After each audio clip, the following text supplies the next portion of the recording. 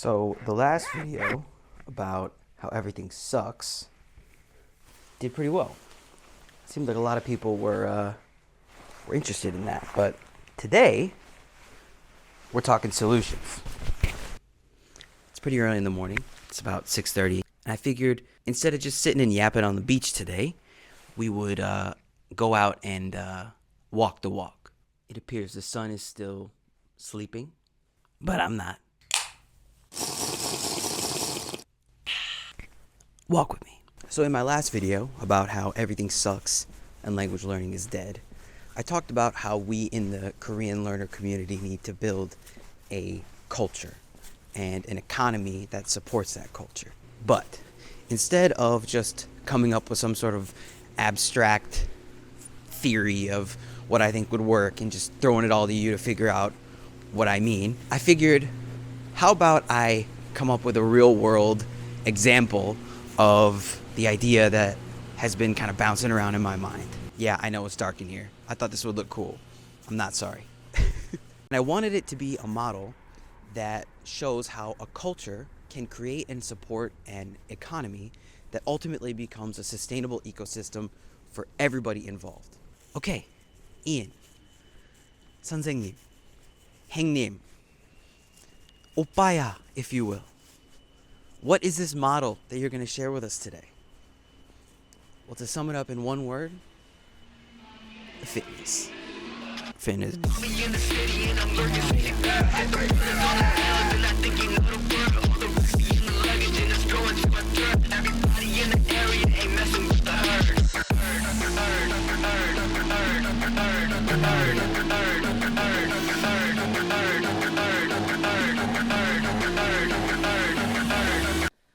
Welcome back. Now that we're back here in the studio, I'm going to go through 3 points about fitness culture that I've kind of put together here that I think we can use as a framework to apply to Korean language learning to develop our culture and economy and ecosystem that I've been talking about so much. A lot of people, when first starting at the gym, have no idea what to do. They don't know which machines do what, or even like which machines to use in the first place. They don't know what to wear, or like if they should bring their own towel. They're usually anxious that other people are going to judge them, or even worse, look at them. But over time, if you stick with it, you start noticing little things. You start picking up on the culture and the aesthetics. You get a sudden distaste for sleeves on your clothes. You notice a desire for collecting shaker bottles. You develop an instinctual understanding for the acceptable flavors of sugar-free Monster. Behavioral things like when and where you can toss the dumbbells on the floor, and when it's okay to actually touch the bar when spotting a stranger on the bench press, which is almost never. There's a quiet, unspoken camaraderie between people. So I'm being a little over the top here, but the point of all of this is that as you start to pick up on this stuff, you go from being a total outsider to understanding how to exist in this new space. And I think that this shared understanding of how to exist in this space binds a whole lot of people together into a culture, whether they know it or not. I mean, just look at the memes on Instagram. This shared fitness culture, this understanding of how to be in the space, crosses languages, countries, and cultures, all with the same jokes. You start off by reading a Reddit post convincing you to take your first scoop of creatine, and one day, you too are listening to bass-boosted Brazilian funk music you cannot understand at 5 a.m. on a Tuesday. I think that fitness culture has found such uniformity in its widespread adoption because of the symbiotic economy that it develops wherever it goes. Now, in case those words have too many syllables for you, that's kind of like saying it's a system that feeds itself. People who exercise watch content about exercising, which creates revenue for exercise content creators who then develop training programs and products to serve their community's needs, who then support by buying things, which build companies, and so on and so on and so forth.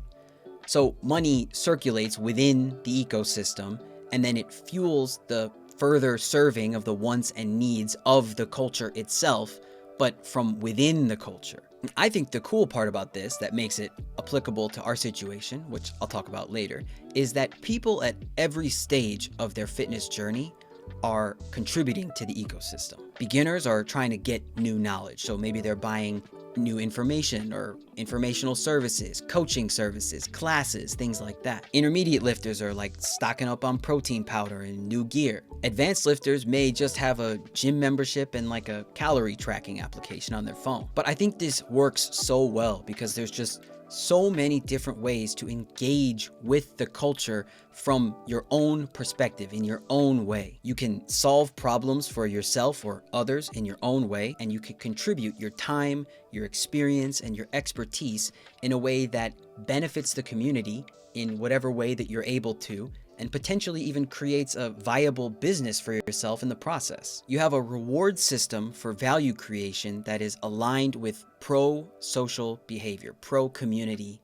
behaviors. So you end up with this diverse group of problem solvers who serve the needs of their community, and then you have a community who supports those problem solvers by supporting the solutions that they create. So this ends up creating an economy that is self-sustaining because it is responsive and it is resilient.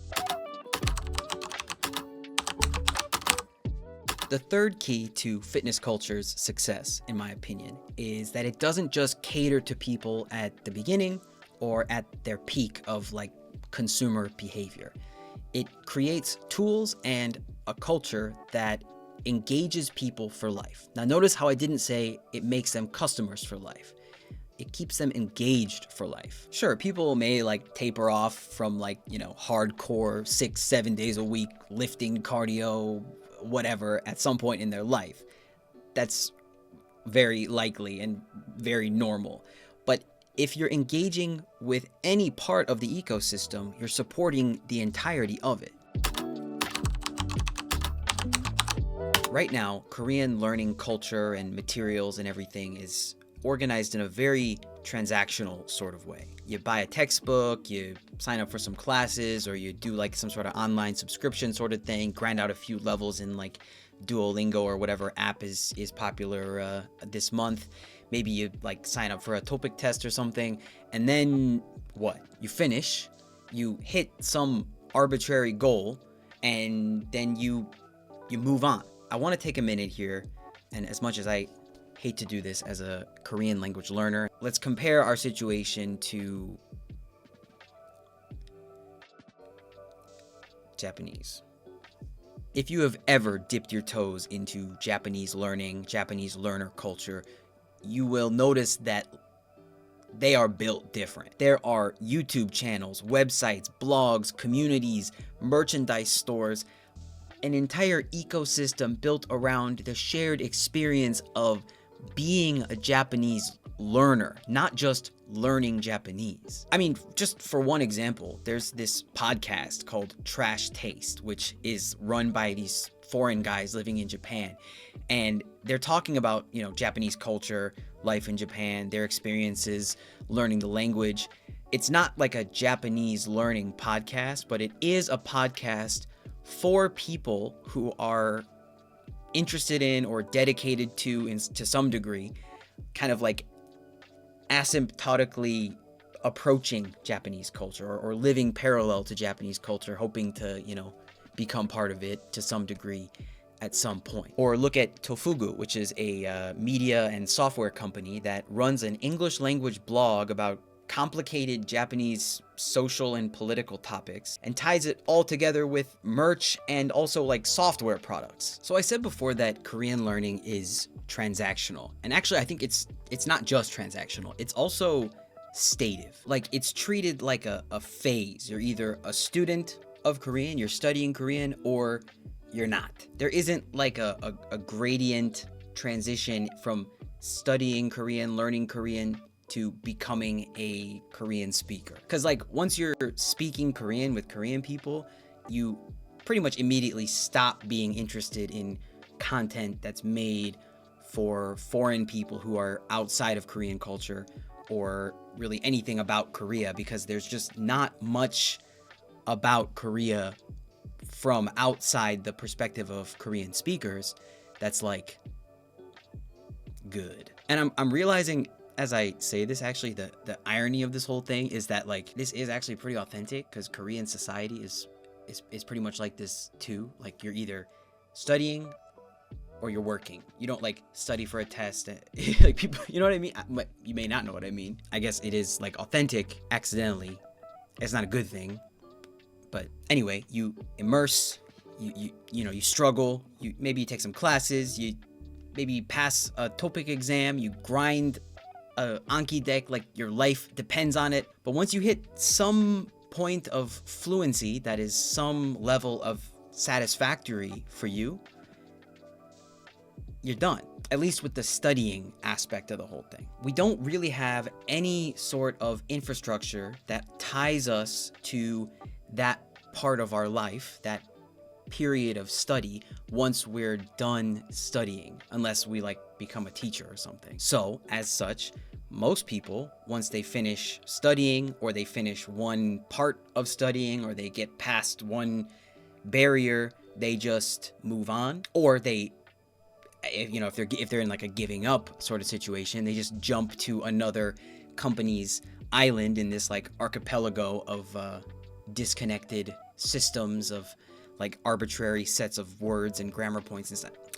I digress. Look, I know that Japanese learners move on too. Every language's learners move on too. I'm aware of that. But there is a big enough cultural system, there's a big enough economy and a diversified enough set of services and operations that in some way, something that became a part of their identity through that process of studying Japanese is going to stick with them on the other side of that like filter, on the other side of that transition, if you will. Even when their actual use of Japanese is just like day-to-day real-world use with, other Japanese speakers. One last thing about Japanese here, and I'll get off Japanese and back to, the main topic here, but I do think they have a few less obstacles than we do when it comes to doing this whole thing. For example, there seems to be this like underlying repulsion towards the Korean language from non-learners that Japanese doesn't seem to have to deal with. And I don't know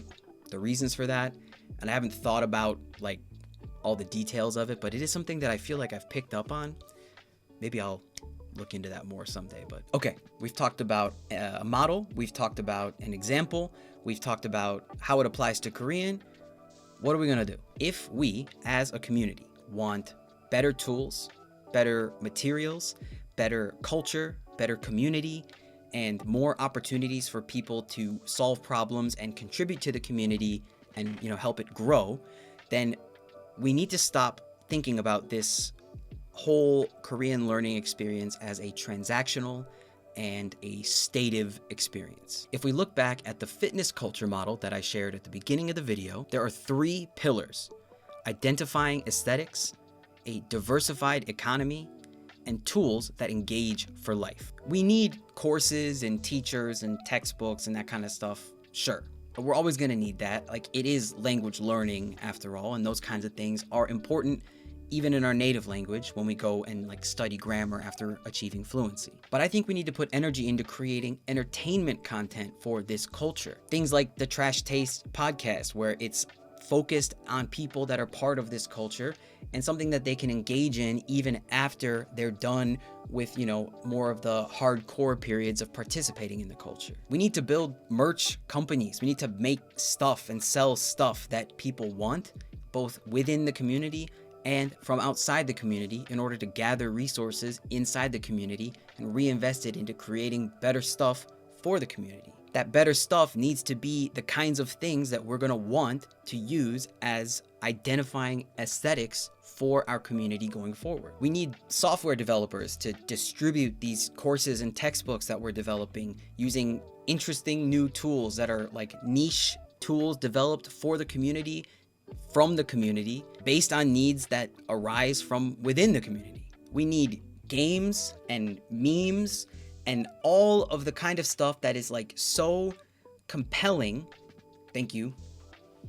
Dr. Crashen, so engaging and so worthwhile that you are willing to adjust your concept of normal to make some space. Just like fitness in whatever little way that we can. That is what we're going to do here on the Korean Patch channel. I'm going to actively work on filling in the gaps that I see that I can fill in myself with the resources that I have on hand now and in the future. But I really want to focus on building this ecosystem and connecting all of the dots that need to be connected in order to build this network that we need. So in short, we're going to be talking about this a lot. If you are watching this, if you watched the last video and you are watching this, if you care about this, if you want to help me fix this, I need your help. Right now, what you can do to help me, honestly, and I hate to say this, is really easy. Like, subscribe, leave a comment, and like share the video. Talk about the video, talk about the channel. I know that that's really cringe, but if we're able to get this channel and some other channels that are people that are actually from the community that are interested in this idea to get some momentum, to get some resources, and all the stuff that comes with that, we're going to be able to do some bigger projects and take the resources from those projects and do even bigger projects.